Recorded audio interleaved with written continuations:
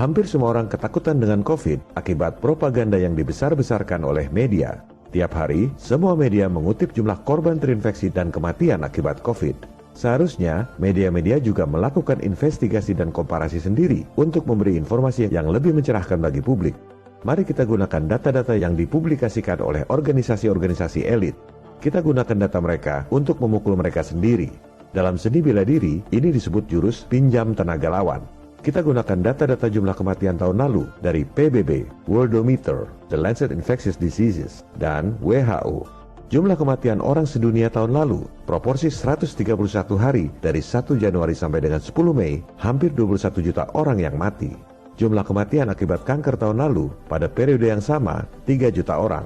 Kematian akibat HIV atau AIDS, 616.000 orang. Akibat diare, 586.000 orang. Akibat TBC, 530.000 orang. Akibat malaria, 359.000 orang. Akibat COVID-19 disebut 280.000 orang. Artinya, dari 100 orang yang mati di seluruh dunia, cuma 1 orang yang mati karena katanya terinfeksi COVID. Itu pun hasil tesnya 80% meleset. Bukan karena PCR-nya, tapi karena nggak ada acuan ilmiah yang disebut gold standard.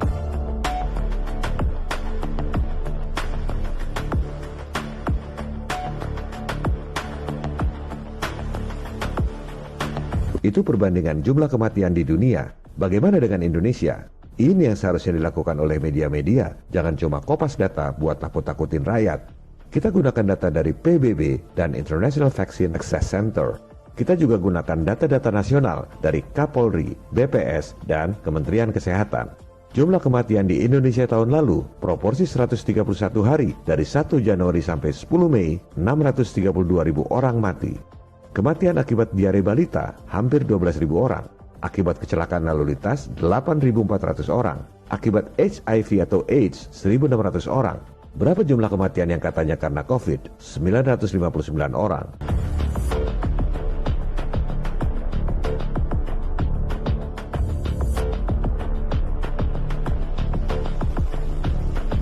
Bukan kita mengecilkan para korban, bukan kita tak berempati. Tapi, kita harus lihat dalam konteks secara keseluruhan. Banyak yang nanya, di rumah sakit kenapa banyak yang mati?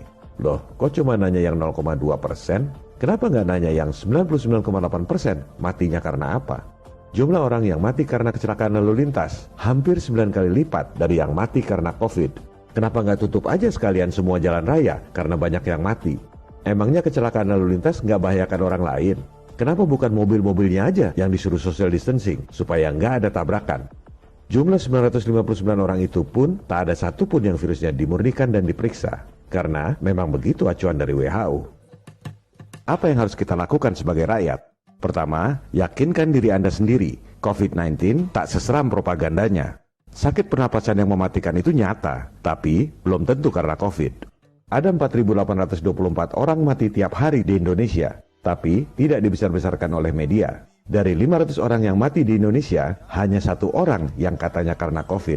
Itu pun berdasarkan alat tes yang kambing dan pepaya pun terinfeksi COVID. Dasar ilmiah keberadaan COVID adalah 75% urutan genetiknya sama dengan SARS. Padahal ikan zebra DNA-nya 80% sama dengan manusia. Kita digiring oleh propaganda ketakutan, lockdown, jebakan Nekolim. Hong Kong tidak lockdown, jumlah kematian cuma 4 orang. Cukup social distancing. Solusi konkret untuk menurunkan jumlah korban COVID adalah alat tes yang akurat. Caranya, murnikan dulu virusnya, baru kemudian dipetakan.